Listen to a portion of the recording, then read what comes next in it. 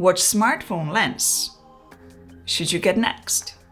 Why should you even get an additional smartphone lens? What is the advantage? Just take a look at this. This is Shiftcam Lens Ultra Series, available for any smartphone. In this video, you will learn everything about smartphone lenses. You will get all the answers you need. Ahoy, this is Zdenka. If photography and video is your passion, consider subscribing. Shiftcam sent this amazing case with lenses. I'm not being paid or told what to say. During this detailed tutorial, I will be also reviewing these lenses, which will be linked in a video description in case you are interested in checking them out. There are several reasons why you should consider getting an additional lens on top of the lenses you already have on your smartphone, especially if you love photography and video. You can reduce noise in low-light photos or videos and get higher resolution. For example, on this iPhone 14 Pro, Telephoto and ultra-wide-angle lens give you 12 megapixel photos. You can take the same photos with the help of these lenses with a standard wide camera, which will give you 48 megapixels. That means 4 times the resolution. I also have Samsung Galaxy S23 and Google Pixel 7 Pro here. Both have 50 megapixel main cameras and both have 12 megapixels ultra-wide cameras. Samsung has 3 times 10 megapixel telephoto, so this one is lower. Better would be using telephoto lenses to get higher resolution. Google has a 5 times 48 megapixel telephoto camera. Another reason is just simply a different look. Anamorphic movie look or fisheye look or wide look without the distortion. You won't get these just with the built-in cameras. What is it that you see? There are 7 lenses. Lenses which will zoom out will give you a wider look are 16mm wide angle, 200 degrees fisheye, 1.33 times anamorphic, and 1.55 times anamorphic. Lenses which will zoom in are 60mm telephoto, 75mm long-range macro, and 10 times traditional macro. There are 2 filters, VND and CPL, universal lens mount for all phones, and there are also available specific camera cases. This one's for iPhone 14 Pro, and this one's for iPhone 14 Pro Max. It's all MagSafe compatible. All lenses are compatible with the main standard camera.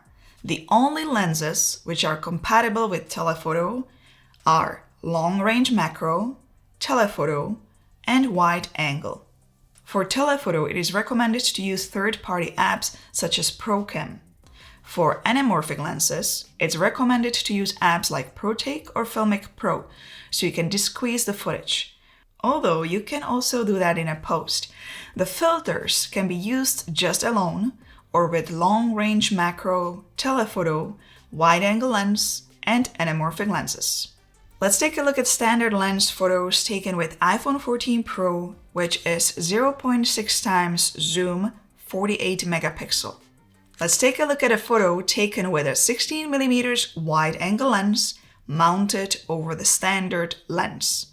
You will get a much wider look. You can fit 2 times more in the photo and create more distance between you and your subject and reduce noise in low-light photos. The focal length of the Lens Ultra 16 wide-angle is in between the focal length of the iPhone ultra wide-angle camera, which is 13mm, and the main camera, which is 24mm. You will get a distortion-free view, and the distance will lead the viewers towards the subject.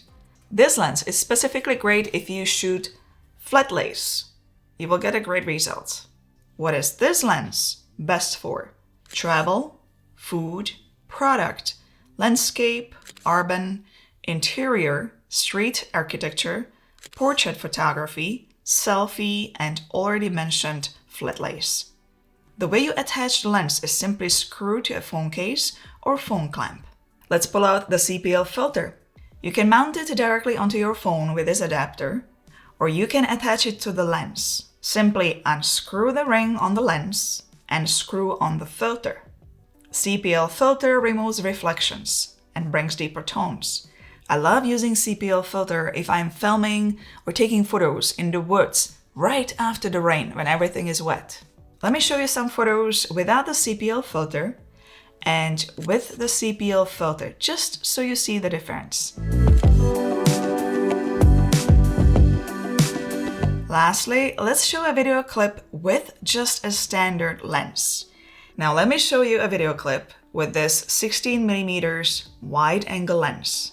This is the look you are going to get. This was shot in automatic mode.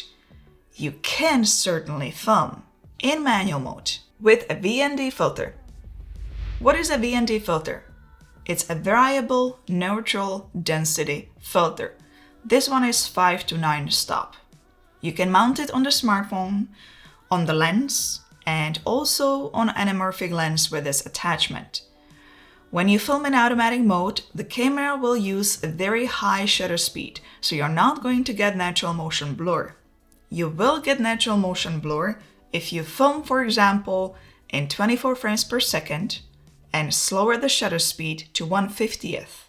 However, the footage will turn out very overexposed, very bright if you will be filming outdoors during the day. For that reason, you will need VND filter, variable ND filter, which works just like sunglasses.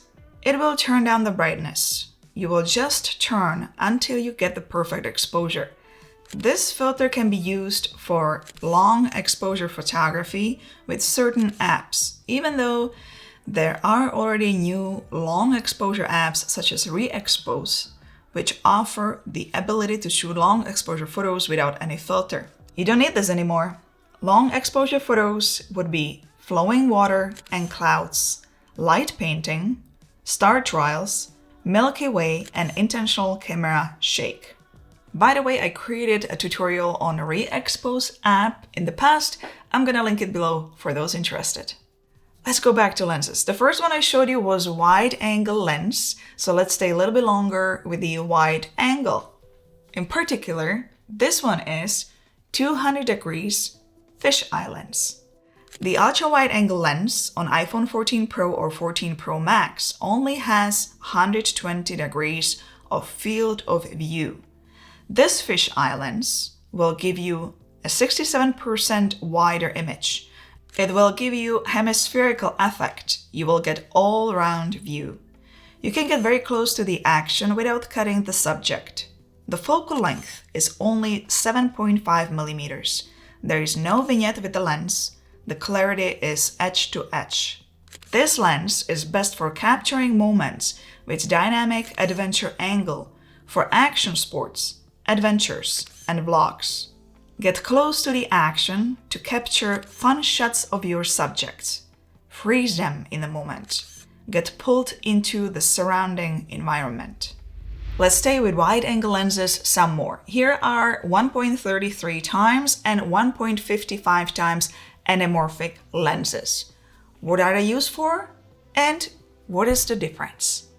They are both best used for cinematic videography, neon light photography, and landscape photography. Both will give you the classic black bar at the top and bottom. 1.33 times will give you 21:9 widescreen ratio, dreamy focus, surreal perspective, and cinematic blue flare. You don't have to add those fake black bars anymore in the post or cut out the footage. 1.55 times will give you an ultra-wide 2.76 by 1 aspect ratio. It will turn your normal phone footage into a wider aspect ratio at the same focal length. It will give you far more scenes in a single frame.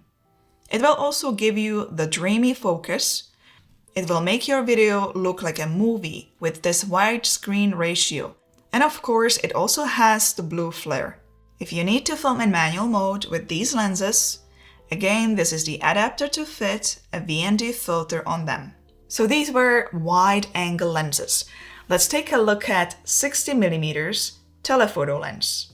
As I mentioned earlier, if you attach the lens to the main camera, which is 48 megapixels, The photos will have much better clarity than if you would take the photos with the iPhone 12 megapixel telephoto camera.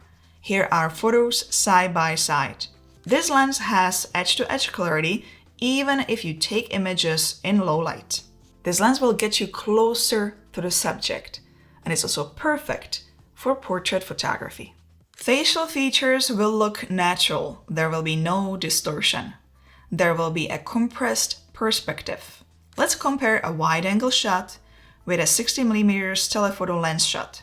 Can you see how the background looks different? This narrow angle helps isolate the subject better and creates natural depth of field instead of digital. Let's take a look at the difference between a photo taken in portrait mode, which has digital depth of field, and a 60mm telephoto lens, which has natural depth of field. Let's zoom in and look at the edges around the subject. The bokeh looks more natural with a 60mm telephoto lens. The lens can be also mounted over the telephoto camera, but make sure you are using third-party apps such as ProCam. If you mount it over the main camera, you will get 2x telephoto. If you mount the lens over a telephoto camera, you will get 6x optical zoom, not digital, optical. You will get more clarity. You can get some great shots if you are into architectural photography. Just look up, get some detailed shots. What else can you photograph with this lens besides architecture? Food, products, travel, and landscapes. The last two lenses I have here are 10x traditional macro and 75mm long-range macro lenses. What is the difference between them? First of all, the macro already suggests that you would be taking close-up shots with these lenses. You will showcase fine details and textures of your subjects. A 75mm long-range macro will give you 5 to 10 times magnification, and you don't have to be very close to the subject, as it has a 10 centimeters macro focal range. So you can take the photos comfortably from a distance. This lens will give you a shallow depth of field in the background with a dreamy bokeh effect. These are photos taken with the main camera. If you mount it over the telephoto camera, you will get even closer. It is best to be used for taking photos of insects, plants, jewelry, and other small subjects. It can also be used for macro videography. If you film the subject in motion, you will highlight the details and get a great depth of field. Let's take a look at the traditional 10x macro lens. This lens will give you 10x to 25x magnification.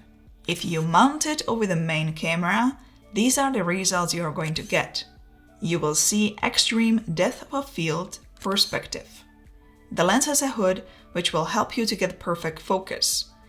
If you mount this lens over a telephoto lens, you will increase magnification even more. You can reach almost microscope levels. What is this lens suitable for? Texture, plants, small insects, and other small subjects suitable for macro photography.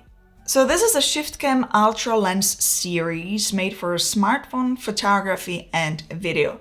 I'm going to link all of them below in the video description for those interested. I hope this video gave you a better understanding of lenses. So many of you asked me in the comments below the videos, what smartphone lens should I get next? I hope that now you are able to answer that question because you will know what you are taking photos of or you're filming. So now you should know what type of lens you actually need. My most favorite lenses are wide lens and telephoto. I also started using the fisheye more often, especially when it comes to architecture. Give it a thumbs up if you found this video informative, and don't forget to subscribe for more, leave a comment below, and don't forget to check out one of those videos. See you in the next one. Ciao, ahoj.